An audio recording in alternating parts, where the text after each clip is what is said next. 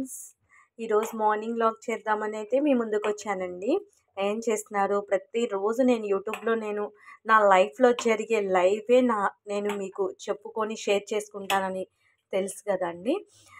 ఏం జరుగుతుందంటే, మా పిల్లలు ఈ ఇల్లు వదిలేసి ఎందుకు వెళ్ళాలండి చెప్పండి. ముగ్గురు ఆడపిల్లలు కనేసి పోయాడు. నేను ఇంట్లో నుంచి వెళ్ళిపోతే అద్దెలు ఎట్లా ఉన్నాయండి.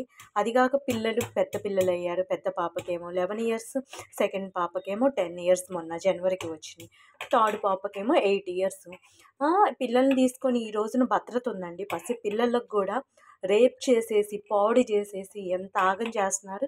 మా పేరెంట్స్, మా అమ్మ మా నాన్న ఆ రోజు ఎవరైనా పెళ్లి చేసేటప్పుడు ఇల్లు వాకిల్లు ఉద్యోగం ఉండే చూసి కట్నాలు ఇచ్చేసి పెళ్లి చేస్తాం కదండి. చెప్పండి, వీళ్ళకై వీళ్ళు సుఖంగా బయట ఆడవాళ్ళని చూసి నన్ను బయటికి పోవాలంటే ఎట్లా కుదిరిద్దండి, మీరే చెప్పండి. అందుకని నేను ఇప్పుడు చెప్తున్నానండి, నా సొంత ఇల్లు చాలామంది ఆరాటపడుతున్నారు నేనేందో ఇక్కడి నుంచి వెళ్ళిపోతానని. మీ తరం కాదు. నేను నా పిల్లలు నా ఇంటి నుంచి నేను ఎందుకు వెళ్ళిపోతాను? తప్పు చేయనప్పుడు నేను ఎప్పటికీ భయపడను. ఆ రోజు ఇల్లు ఉందని చేసావు, ఈరోజు నా ఇల్లుని నేను ఎందుకు దూరం చేసుకుంటాను చెప్పండి.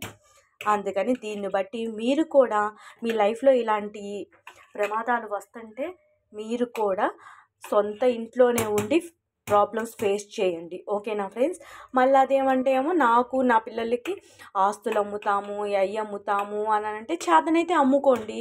ఈ రోజుల్లో భార్య పిల్లల్ని వదిలేసేసి సొంత చాప్లిస్ ముక్క కూడా అమ్మటానికి లేదు. ఎగ్జాంపుల్ నేను చెప్తున్నాను.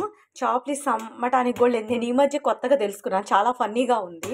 భార్య పిల్లలుండి సొంత కష్టాజీతంతో సంపాదించుకునే ఆస్తులు అమ్ముకోవచ్చంట. మా పేరెంట్స్ అన్నీ చెప్తే చాలా నవ్వేస్తున్నారు. ఇదైతే పిచ్చ కామెడీగా ఉందండి. అసలు ఎవరండి భార్య పిల్లలకి సంబంధం లేకుండా ఎంత సొంత కష్టాజీతమైన వాడు పెళ్లి చేసుకున్నప్పుడు వాడికి ఎంత బాగోపోని ఆ సెకండ్ ఆప్షను. పిల్లలుండి ఇంత పీచు. ఇది కూడా మా ఫాదర్ కూడా ఒక చిన్న ఇల్లు ఉందండి. ఆ చిన్న ఇల్లు ఇంత కూడా అమ్మటానికి కూడా మా పేరెంట్స్కి సంబంధం లేకుండా మా నాన్న తరమే కాలేదు. కానీ చేతైతే అమ్ముకోనిండి, దాందేముంది.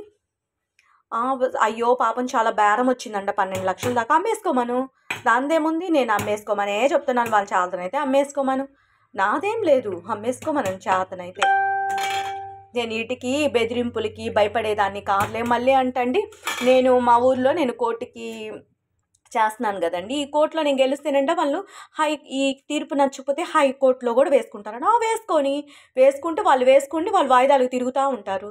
నేను చివరిలో హీరింగ్కి వస్తే చాలు, హాయిగా నాదే ఉంది. హైకోర్టు కాబట్టి సుప్రీంకోర్టు అన్ని కోర్టులకు వెళ్ళమను. బట్ నేను ఎవరికి భయపడను. ఏంటంటే నేను ఎవరి మాటలు వినదలుచుకోలేదు. దయచేసి నా ప్రాబ్లమ్స్లో ఎవరు ఇన్వాల్వ్ అవ్వద్దు. నేను అయినా కూడా అసలు నేను ఇంకా మాట్లాడను. మా పేరెంట్స్ అన్నీ చెప్పేశారు. ఇట్లాంటి గాలి మాటలు ఎన్నో విన్నాను, ఇవన్నీ నేను వినదలుచుకోలేదండి. బట్ అదే అండి, ఏంటంటే ప్రమాదం ఎటు నుంచైనా రావచ్చు. అందుకని నేను యూట్యూబ్లో ప్రతిదీ లైవ్లో నేను చెప్తాను కదండి, వీడియో చేసి. అదండి సంగతి. మీకు కూడా ఇలాంటి ప్రమాదాలు ఎదురైతే చాలా కేరింగ్గా జాగ్రత్తగా ఉండండి. ఓకేనా? మళ్ళీ ఇంకొకటండి, ఇంకో లైఫ్. ఇప్పుడు ఈ 5,000 ఉన్నాయి, ఈ 5,000 సమానంగా ఉంటాయా? ఉండవు కదా. వాళ్ళ జీవితాలు అట్లా ఉన్నాయి, వీళ్ళ జీవితాలు ఎట్లా ఉన్నాయి అని అంటే అది ఎంతవరకు కరెక్ట్? ఎవరైనా సముద్రంలో ఉన్న వాళ్ళకే తెలుసు, ఒడ్డునున్న వాళ్ళు ఎన్నైనా నీతులు చెప్తారు, అంతే కదండి. అదండి సంగతి. ఈరోజు మీరేం చేసుకుంటున్నారో నాకు కామెంట్ సెక్షన్ పెట్టండి. ఓకేనా? బాయ్.